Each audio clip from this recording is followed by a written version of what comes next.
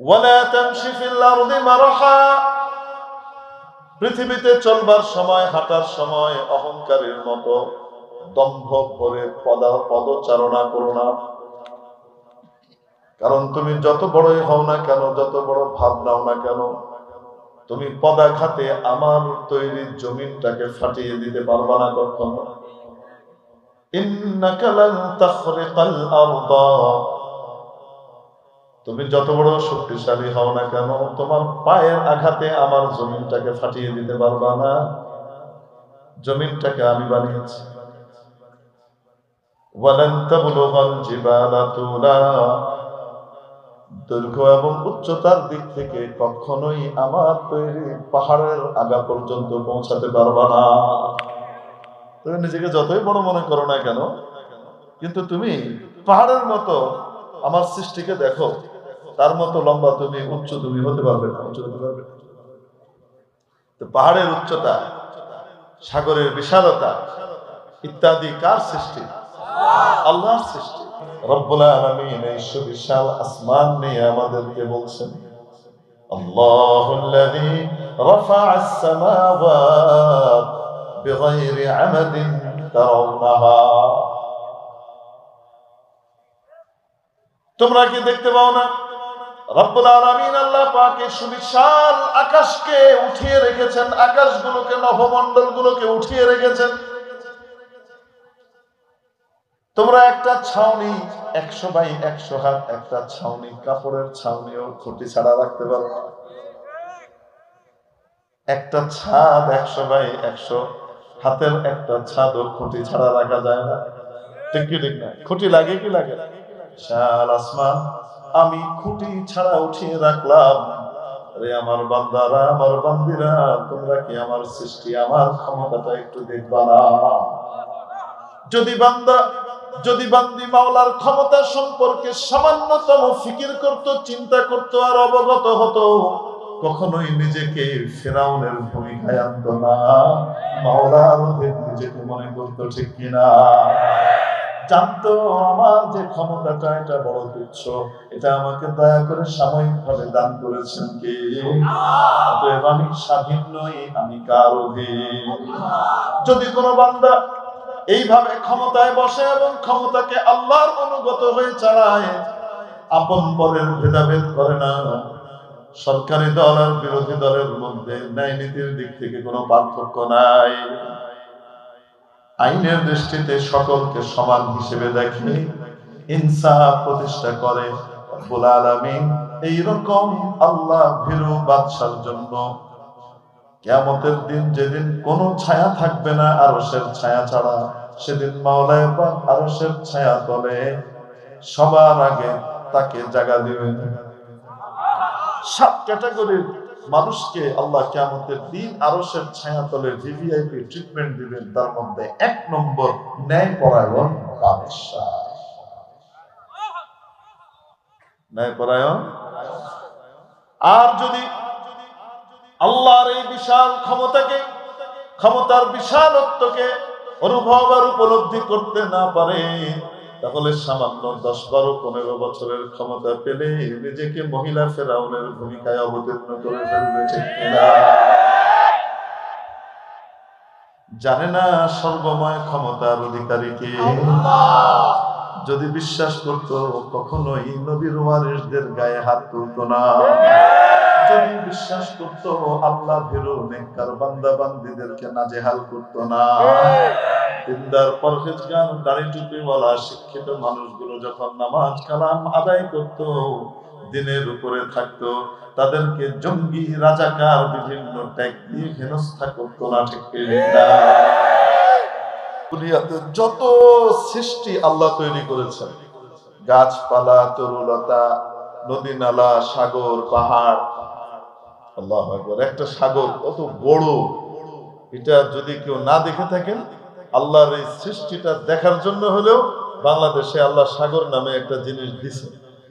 পৃথিবীর অনেক দেশ আছে, অনেক বড় দেশ, কিন্তু তাদের কোনো সমুদ্র বন্দর নাই, তাদের সামনে কোনো সাগর নাই, ব্লকড।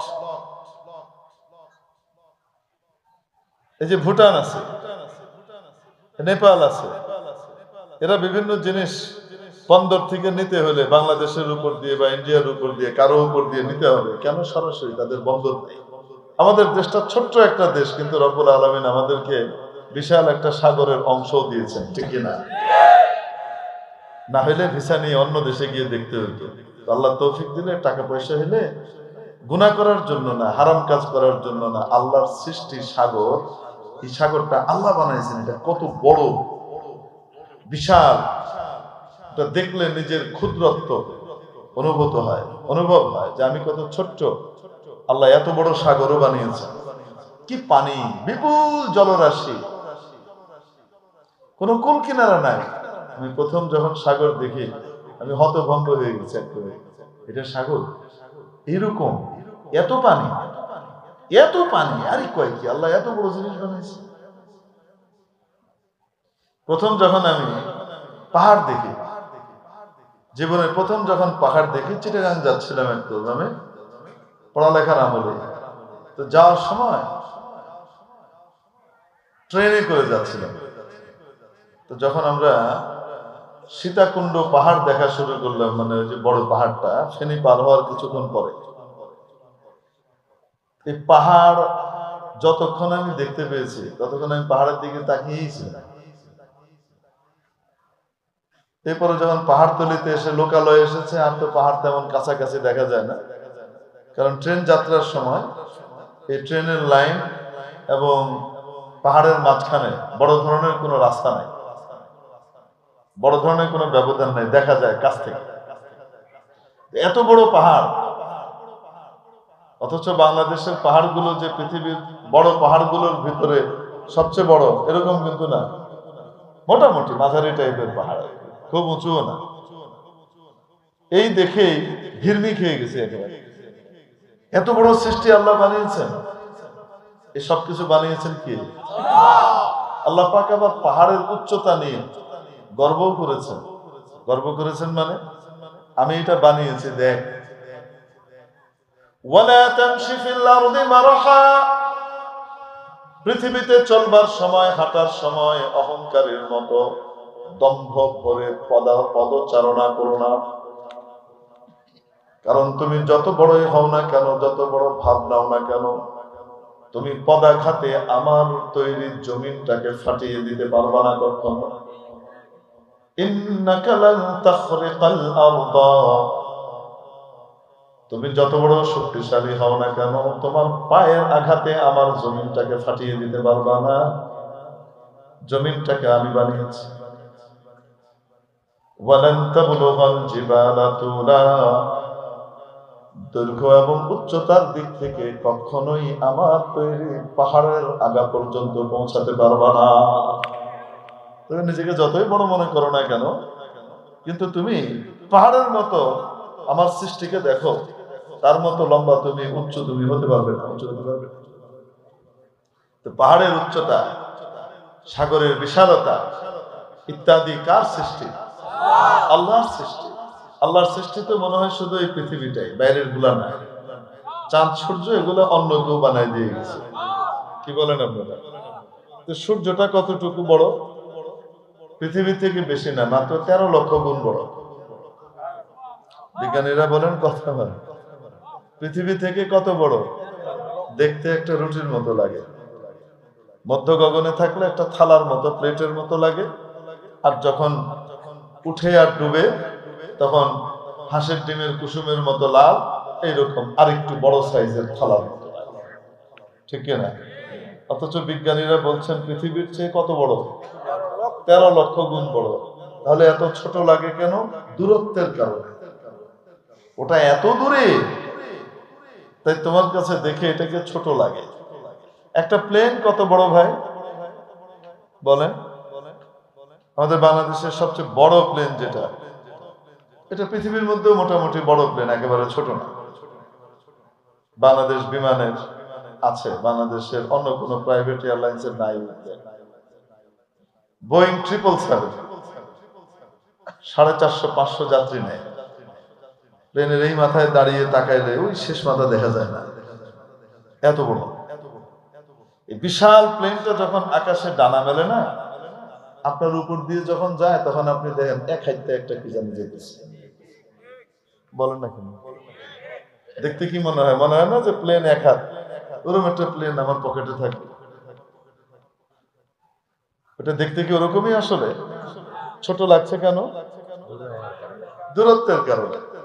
কারণ সাধারণত এই ধরনের ইন্টারন্যাশনাল ফ্লাইট গুলো যেগুলো উপর দিয়ে যায়, আমাদের বাংলাদেশের উপর দিয়ে পার করে, এগুলো প্রায় 37,000, 38,000, 39,000, 40,000 ফুট উপর দিয়ে যায়।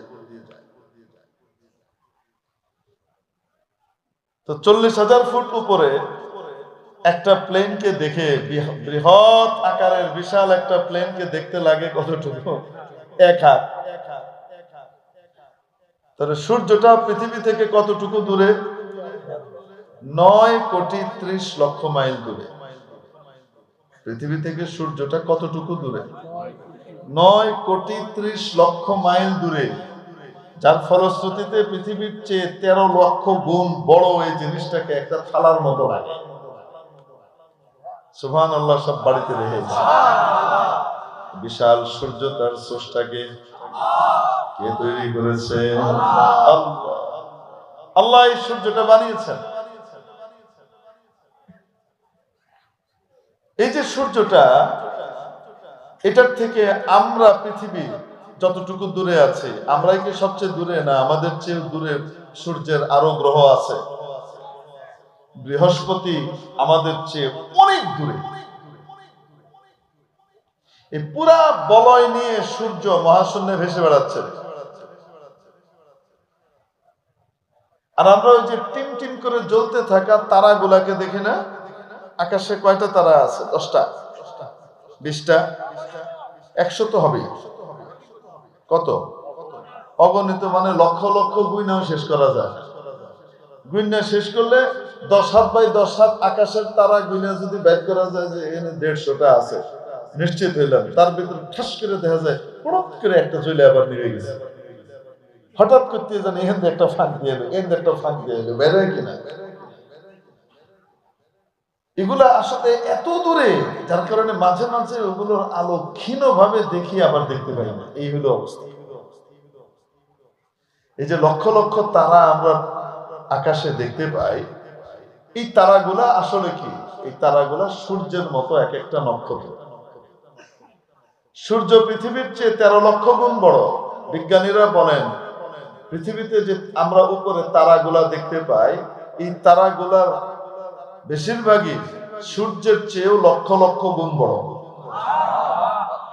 সূর্যের চেয়েও বিলিয়ন বিলিয়ন গুণ বড়। এরকম অনেক তারা আছে, কিন্তু অনেক দূরে থাকার কারণে আমরা ওগুলাকে টিম টিম করে জ্বলতে দেখি। মজার ব্যাপার হলো, এই যে লক্ষ লক্ষ তারা, এই যে স্টার গুলা রয়েছে, সূর্যের চেয়েও অনেক বড়, সব প্রথম আসমানের নিচে। এগুলো সব কিসের নিচে? প্রথম আকাশের নিচে, প্রথম আকাশের উপরে না। وَزَيَّنَّا السَّمَاءَ الدُّنْيَا بِمَصَابِيحَ। আল্লাহ পাক বলেন, আমি নিকটবর্তী আসমানকে, সবচেয়ে কাছের আসমানটাকে বহু রকমের দীপমালা দিয়ে সাজিয়েছি, বহু রকমের প্রদীপ দিয়ে আমি সাজিয়েছি। সূর্য সেই প্রথম আকাশের নিচের ছোট্ট একটা প্রদীপ, এর চেয়ে অনেক বড় বড় প্রদীপ ওই তারাগুলো রয়ে গেছে। এবার কল্পনা করেন প্রথম আসমানটা কত বড় হতে পারে, যার বেষ্টনীর ভিতরে এই লক্ষ লক্ষ তারা এবং স্টার, সূর্যের চেয়ে অনেক বড় বড় তারাগুলা ভেসে বেড়াচ্ছে। প্রথম আসমানটা কত বড় হতে পারে? রব্বুল আলামিন এই সুবিশাল আসমান নিয়ে আমাদেরকে বলছেন, আল্লাহুল্লাযী রাফা'আস সামাওয়াত বিগাইরি আমাদিন তারাউনাহা। তোমরা কি দেখতে পাও না? রব্বুল আলামিন আল্লাহ পাক এই সুবিশাল আকাশকে উঠিয়ে রেখেছেন, আকাশগুলোকে, নভমণ্ডলগুলোকে উঠিয়ে রেখেছেন। তোমরা একটা ছাউনি 100 বাই 100 হাত একটা ছাউনি, কাপড়ের ছাউনিও খুঁটি ছাড়া রাখতে পারো না। একটা ছাদ 100 বাই 100 হাতের একটা ছাদও খুঁটি ছাড়া রাখা যায় না। ঠিক কি ঠিক না? খুঁটি লাগে কি লাগে? শাল আসমান আমি খুঁটি ছাড়া উঠিয়ে রাখলাম। আরে আমার বান্দারা, আমার বান্দিরা, তোমরা কি আমার সৃষ্টি, আমার ক্ষমতাটা একটু দেখবা না? যদি বান্দি মাওলার ক্ষমতা সম্পর্কে সামান্যতম ফিকির করত, চিন্তা করত আর অবগত হতো, কখনোই নিজেকে ফেরাউনের ভূমিকায় আনত না, মাওলার অধীন নিজেকে মনে করতো। ঠিক কিনা? জানতো আমার যে ক্ষমতাটা এটা বড় তুচ্ছ, এটা আমাকে দয়া করে সাময়িকভাবে দান করেছেন কে? অতএব আমি স্বাধীন নই, আমি কার অধীন? যদি কোনো বান্দা এইভাবে ক্ষমতায় বসে এবং ক্ষমতাকে আল্লাহর অনুগত হয়ে চালায়, আপন পরের ভেদাভেদ করে না, সরকারি দল আর বিরোধী দলের মধ্যে ন্যায় নীতির দিক থেকে কোনো পার্থক্য নাই, আইনের দৃষ্টিতে সকলকে সমান হিসেবে দেখে, ইনসাফ প্রতিষ্ঠা করে, রব্বুল আলামিন এইরকম আল্লাহ ভীরু বাদশার জন্য কিয়ামতের দিন, যেদিন কোনো ছায়া থাকবে না আরশের ছায়া ছাড়া, সেদিন মাওলানা পাক আরশের ছায়া তলে সবার আগে তাকে জায়গা দিবেন। 7 ক্যাটাগরির মানুষকে আল্লাহ কিয়ামতের দিন আরশের ছায়া তলে ভিভিআইপি ট্রিটমেন্ট দিবেন। তার মধ্যে 1 নম্বর ন্যায়পরায়ণ বাদশা। ন্যায়পরায়ণ। আর যদি আল্লাহর এই বিশাল ক্ষমতাকে, ক্ষমতার বিশালত্বকে অনুভব আর উপলব্ধি করতে না পারে, তাহলে সামান্য 10, 12, 15 বছরের ক্ষমতা পেলে নিজেকে মহিলা ফেরাউনের ভূমিকায় অবতীর্ণ করে ফেলবে। ঠিক কিনা? জানে না সর্বময় ক্ষমতার অধিকারী কে? যদি বিশ্বাস করত কখনোই নবীর ওয়ারিসদের গায়ে হাত তুলতো না। যদি বিশ্বাস করত আল্লাহ ভীরু নেককার বান্দা বান্দীদেরকে নাজেহাল করতো না। দিনদার পরহেজগার দাড়ি টুপিওয়ালা শিক্ষিত মানুষগুলো যখন নামাজ কালাম আদায় করত, দিনের উপরে থাকতো, তাদেরকে জঙ্গি রাজাকার বিভিন্ন ট্যাগ দিয়ে হেনস্থা করতো না। ঠিক কিনা? মাওলার ক্ষমতার বিশালত্বকে ভুলে যায়, যার কারণে ফেরাউনের ভূমিকায় অবতীর্ণ হয়। রব্বুল আলামিন দেখিয়ে দিলেন আমার ক্ষমতা কেমন। দেখো, আমি ছোট্ট একটা শব্দ দিয়ে তোমাদের সকল তখ্ত তাউসকে, বিশাল সেটআপকে ধ্বংস করে দিতে পারি। কি দিয়ে? একটা শব্দ দিয়ে। কি দিয়ে? একটা শব্দ দিয়ে আমি তোমাদের তখ্ত তাউসকে ধ্বংস করতে পারি, যেই শব্দটাকে তুমি হাতিয়ার বানিয়েছিলা আমার দিনদার, আমার ওবিডিয়েন্ট মানুষগুলোকে। শব্দটা কি ছিল? তোমার হাতিয়ার দিয়ে তোমাকে খেদাই দিলাম। তুমি শুধু বলে দিলা রাজাকারের বাচ্চারা সব মেধাবী, বাস। কি বলেন আপনারা? মাওলার পিটানোর জন্য বেশি কিছু লাগে? এক শব্দ। বলেন না কেন? কয় শব্দ? এই এক শব্দ দিয়েই আল্লাহ খেদাই দিচ্ছে। মাওলা পারেন কি পারেন? এত বড় মাওলার ক্ষমতা দেখার পরেও এখনো আমরা তাকিয়ে থাকি অমুক পরাশক্তি আর তমুক পরাশক্তির দিকে, এই পাশের আর আটলান্টিকের ওই পারে রঘুলার দিকে তাকিয়ে থাকি। ছি ছি ছি ছি, নির্লজ্জ, স্মৃতিভ্রষ্ট। এগুলো স্মৃতি নষ্ট হয়ে গেছে, বোঝার ক্ষমতা নষ্ট হয়ে গেছে, যার কারণে এখনো স্বপ্ন দেখে ভারতের এই গোলামি করে ক্ষমতায় আসবে। কেউ তো ভারতের দিকে তাকিয়েছে, কেউ আমেরিকার দিকে তাকিয়েছে, কেউ তমুকের দিকে তাকিয়েছে, কেউ ক্ষমতা দেয় না। ক্ষমতা দেন কে? নামানকে চোখের সামনে দেখিয়ে দিলেন, তারপরেও ভুলে যায়। শুনলাম কোন ইয়ে নাকি প্রস্তাব দিয়েছে, কোন এক দলকে নাকি প্রস্তাব দেওয়া হয়েছে ইন্ডিয়ার পক্ষ থেকে, আমাদের ভারতের পক্ষ থেকে, সরি অন্য ভাষায় বলতে হবে, বন্ধু রাষ্ট্র, আমাদের অনেক প্রিয় বন্ধু। এজন্য আমাদের যা আছে তার, তার যা আছে সব তার। কিছু দোস্ত আছে না, দোস্তরা কি বলে কথায় কথায়, দোস্ত তোর টাকা মানে আমার টাকা, আমার টাকা মানে তোর টাকা, কয় কি কয় না? তোর টাকা মানে আমার টাকা, আমার টাকা মানে তোর টাকা। এখন দুই দোস্তের ভিতরে কথা হইতেছে, এই দোস্ত বড় অদ্ভুত, সে কয় কি, দোস্ত তোর টাকা মানে তো আমার টাকা, আমার টাকা মানে আমার টাকা, বুঝলেন না? তা আমাদের এই বন্ধু এরম বন্ধু আর কি, আরে তোমার দেশের যা আছে ওইটা আমার দেশে, ওইটা আমার, আর আমার যা আছে ওইটা আমার, খালি লোমুই, এরম বন্ধু। যাই হোক, হাজার হোক ঘনিষ্ঠ বন্ধু আমাদের, এই জন্য অত্যন্ত বন্ধুদের পক্ষ থেকে নাকি একটা প্রস্তাব দেওয়া হয়েছে, 4টা শর্ত মেনে নিলে তাদেরকে ক্ষমতায় বসিয়ে দেবে। কয়টা শর্ত? 1, বিডিআর হত্যাকাণ্ডের, বিডিআর বিদ্রোহ যেটাকে বলা হয়, আসলে বিডিআর বিদ্রোহ ছিল না, এটা একটা সুপরিকল্পিত হত্যাকাণ্ড ছিল। এই হত্যাকাণ্ডের কোনো বিচার করা যাবে না, এটা বন্ধ রাখতে হবে। 2, 5ই মে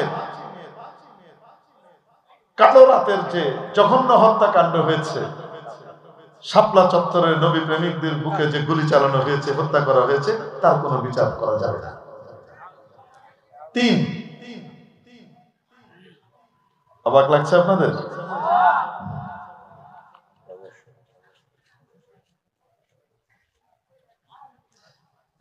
বিতাড়িত যে দলটা আছে, যারা এদেশে পাকিস্তানিদেরকে হার মানিয়ে দিয়েছিল মাত্র 20-22 দিনের মধ্যে, হাজার হাজার মানুষকে হত্যা করলো নির্মম ভাবে, শুধু ক্ষমতায় থাকবার জন্য নিজের দেশের মানুষকে হত্যা করলো, হাজার হাজার মানুষকে পঙ্গু বানিয়ে দিল। এই বিতাড়িত দলটাকে নির্বাচনে অংশগ্রহণের সুযোগ দিতে হবে। 4, ওদের সাথে হওয়া যত চুক্তি আছে, চাই আমার দেশের স্বার্থ বিরোধী হোক না কেন, সেই চুক্তিগুলো বহাল রাখতে হবে। কয়টা শর্ত দিয়েছে? 4টা শর্ত দিয়েছে। কি হবে? এটা মানলে তাদেরকে তারা ক্ষমতায় এনে দেবে। প্রথম কথা হলো, এদের যদি এতই বিশাল পাওয়ার হয়, তো তাহলে নিজের চামচাগুলার এনে রাখতে হলো না, যে নিজের পোষ্য এই গৃহপালিত গুলাকেই এখানে রাখতে পারে নাই, তারা আবার নতুনদেরকে এনে সে ক্ষমতায় কিভাবে বসাবে, বোঝাতে পারে না। আশা করি এই দলের ভীমরতি হবে না এবং এই সমস্ত বাজে শর্ত মেনে ক্ষমতায় আসার স্বপ্ন দেখবে না। আল্লাহ না করুন, আল্লাহ না করুন, আল্লাহ না করুন, যদি এই পার্টি বা অন্য কোন পার্টি, সে যেই হোক না কেন, যেই নামেই হোক না কেন, এই টাইপের গোলামি মার্কা দেশ বিরোধী, রাষ্ট্র বিরোধী, মানবতা বিরোধী শর্ত কবুল করে গোলামির জিঞ্জির মাথায় নিয়ে এদেশের রাষ্ট্র ক্ষমতায় আসতে চায়, তাহলে সে যেই হোক না কেন তাকে আমরা ছুঁড়ে ফেলতে 1 মুহূর্ত দেরি করবো।